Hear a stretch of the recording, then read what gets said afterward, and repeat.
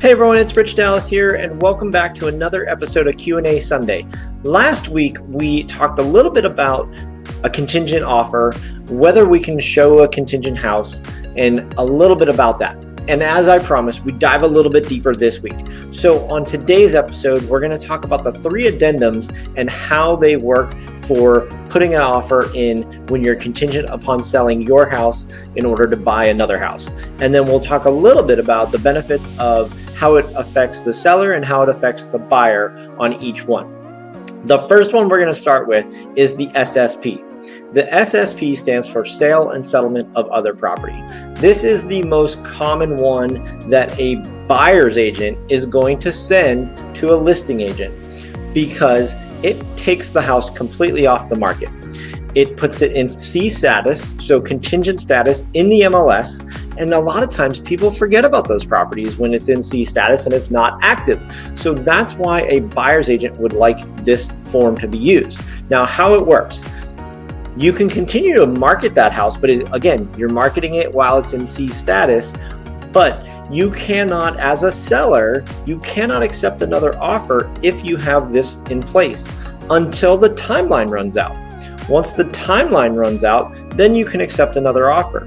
However, one of the things that I don't think a lot of people know, unless you really dive into these forms, is that if a buyer gets an offer on their property, the seller of the house that they're trying to buy actually has the ability to say no and reject that offer. So that can affect the buyer and the other buyer of their house. It's a trickle-down effect, and it's one of those things that I don't think a lot of people realize, that the seller of the house that you want to buy has that kind of power over you.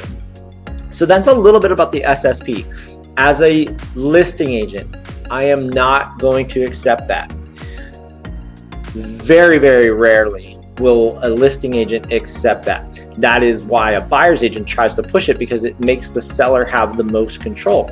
As a listing agent, which I do a lot of, I'm not going to allow my sellers to accept that because there's better options out there for us. The next one up, the SSP TKO. So TKO.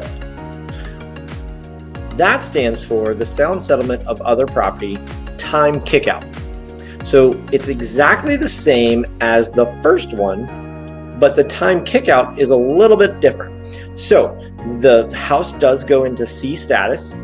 Again, they have the ability to market the house if they want to, but again, it's in C status. So again, C status sometimes gets forgotten in the MLS.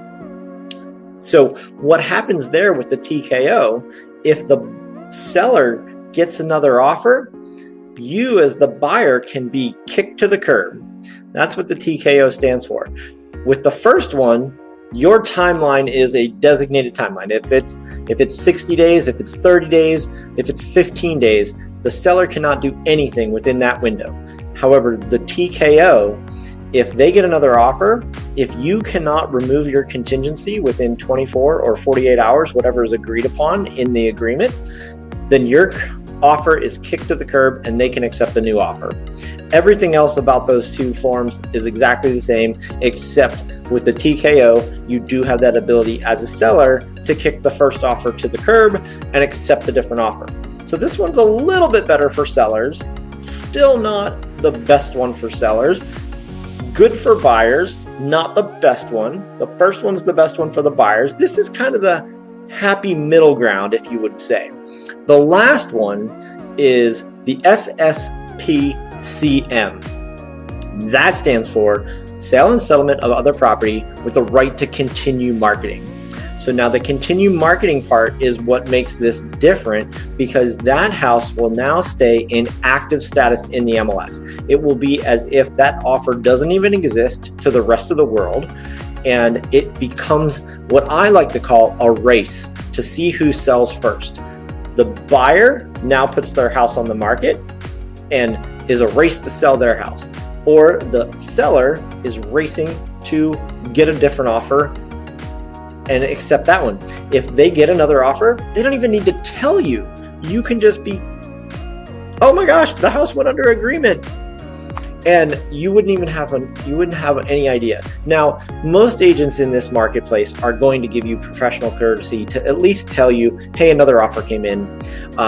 But that doesn't always happen. There are some agents out there that just aren't going to do that for you. So as a listing agent, the best one for your seller is the SSP CM, the ability to continue marketing the house. The house stays in active status. You can try to get another offer. And again, it is a race between the seller getting another offer and the buyer getting an offer on their property.